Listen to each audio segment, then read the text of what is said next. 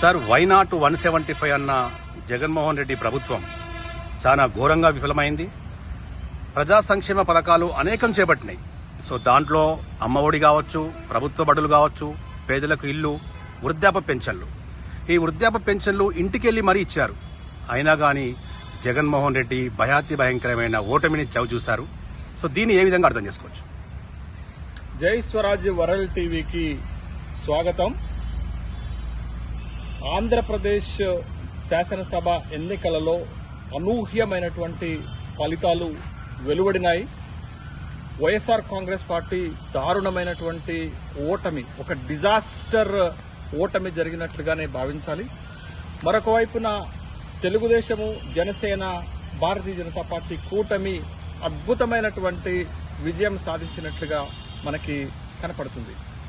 అయితే మహాభారత యుద్ధంలో ఒక విషయం చెప్తారు, కర్ణుడు చావుకి 1,00,000 కారణాలు ఉన్నాయని చెప్తారు. కర్ణుడు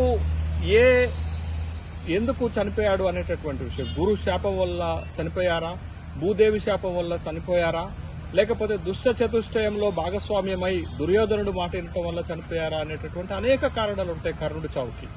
కాబట్టి కర్ణుడి చావుకి అనేక కారణాలు ఉన్నట్లు ఆంధ్రప్రదేశ్లో 2019 శాసనసభ ఎన్నికలలో అనూహ్యమైనటువంటి 151 సీట్ల మెజార్టీతో గెలిచి అధికారంలోకి వచ్చినటువంటి వైఎస్ఆర్ కాంగ్రెస్ పార్టీ జగన్మోహన్ రెడ్డి ప్రభుత్వము 2024 శాసనసభ ఎన్నికల్లో దారుణమైనటువంటి ఓటమిని ఎదుర్కొన్నది. కేవలం 11 శాసనసభ స్థానాలకు మాత్రమే పరిమితమైనటువంటి సందర్భంలో ఎందుకు వైఎస్ జగన్మోహన్ రెడ్డి ప్రభుత్వం, వైఎస్ఆర్ కాంగ్రెస్ పార్టీ ఇంత దారుణమైనటువంటి ఓటమిని ఎదుర్కొంది అనేటటువంటి విషయాలను గనక మనం పరిశీలిస్తే, మొట్టమొదటి అంశంగా మనం కూటమి ఏర్పాటు చేయటంలోనే మొట్టమొదటి సక్సెస్ తెలుగుదేశానికి వచ్చినట్లుగా మనం భావించాలి. తెలుగుదేశము, జనసేన, భారతీయ జనతా పార్టీ కూటమి అద్భుతమైనటువంటి విజయాన్ని సాధించింది. అది కూటమి కట్టడంతో సాధ్యమైందనే విషయం ఎన్నికల ఫలితాలే రుజువు చేస్తున్నాయి. ఎందుకు అనంటే తెలుగుదేశానికి 45% ఓట్లు, భారతీయ జనతా పార్టీకి 2% ఓట్లు, జనసేనకు 8% ఓట్లు, అంటే మొత్తం కూటమి 55% ఓట్లను సాధించింది.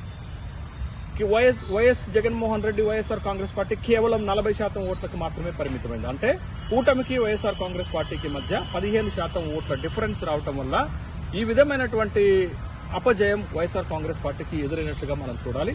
మొత్తంగా ఓట్ల పరంగా చూస్తే వైఎస్ఆర్ కాంగ్రెస్ పార్టీకి 1,32,00,000 మంది ఓటు చేస్తే, తెలుగుదేశం పార్టీకి 1,53,00,000 మంది ఓటు చేస్తే, జనసేనకు 20 లక్షల మంది ఓటింగ్ చేశారు, భారతీయ జనతా పార్టీకి 9 లక్షల ఓట్లు వచ్చాయి. అంటే కూటమి అనేది ఒక అద్భుతమైనటువంటి విజయాన్ని సాధించి పెట్టిందనేది మొదటి కారణంగా చూడాలి.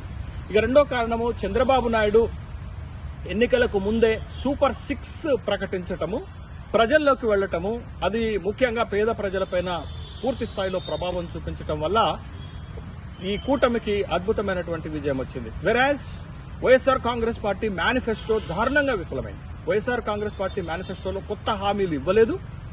వైఎస్ఆర్ కాంగ్రెస్ పార్టీకి అనుకూలంగా ఉన్నటువంటి రైతాంగం కూడా వైఎస్ఆర్ కాంగ్రెస్ పార్టీ మేనిఫెస్టో పైన అసంతృప్తి వ్యక్తం చేసినట్లుగా మనకు కనపడింది. ఎందుకనంటే రైతు రుణమాఫీ చేస్తారని ఆశించినటువంటి రైతాంగాన్ని వైఎస్ఆర్ కాంగ్రెస్ పార్టీ మేనిఫెస్టో నిరాశపరిచింది. కాబట్టి రైతాంగం కూడా వైఎస్ఆర్ కాంగ్రెస్ పార్టీ వెనకాల నిలబడలేదు.